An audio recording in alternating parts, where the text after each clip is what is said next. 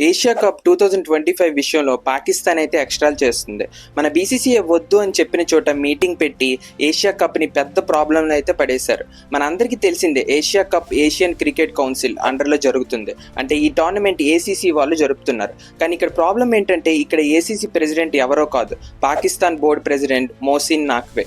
ఇప్పుడు Asia cup tournament Pakistan చేతిలో అయితే ఉంది. ఏషియా కప్ సంబంధించి షెడ్యూల్ అండ్ వెన్యూ కోసం ఒక ఇంపార్టెంట్ మీటింగ్ ని జూలై 24న అయితే షెడ్యూల్ చేశారు. అయితే బీసీసీఐ ఈ మీటింగ్ కి రాము అని డైరెక్ట్ గా చెప్పడం అనేది జరిగింది.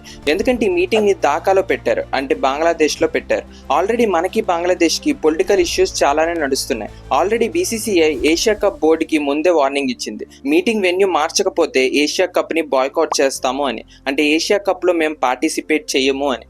దానికి ఏసీసీ రెస్పాన్స్ అయితే ఇవ్వలేదు. అయితే ఈ డిస్కషన్ వల్ల ఏషియా కప్ జరుగుతుందో లేదో అని కాంట్రవర్సీ అయితే స్టార్ట్ అయింది.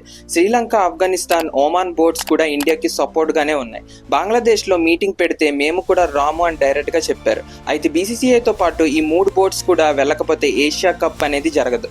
యాక్చువల్ గా అయితే ఏషియా కప్ ఇండియాలో జరగాలి. పాకిస్తాన్ రాము అని చెప్పడంతో యూకేకి షిఫ్ట్ చేయమని చెప్పారు బీసీసీఐ.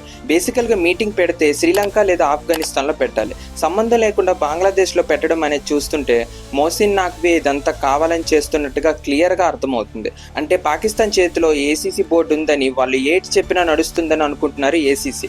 బీసీసీఐతో పెట్టుకుంటే ఫండ్స్ లేక ఏసీసీ బోర్డు అయితే దుకాణం సర్దేసే టైం ఎక్కువ దూరంలో అయితే లేదు. ఫైనల్లీ ఏషియా కప్ జరగాలంటే మీటింగ్ వెన్యూ అయితే మార్చాలి. శ్రీలంక లేదా యూఏఈలో పెట్టాలి. అలా కాకుండా మోసిన్ గార్డ్ ఎక్స్ట్రాల్ చేస్తే ఏషియా కప్ అనేది జరగదు. అయితే ఏషియా కప్ జరుగుతుందా లేదా అని మీ ఒపీనియన్ కామెంట్స్ లో అయితే చెప్పండి.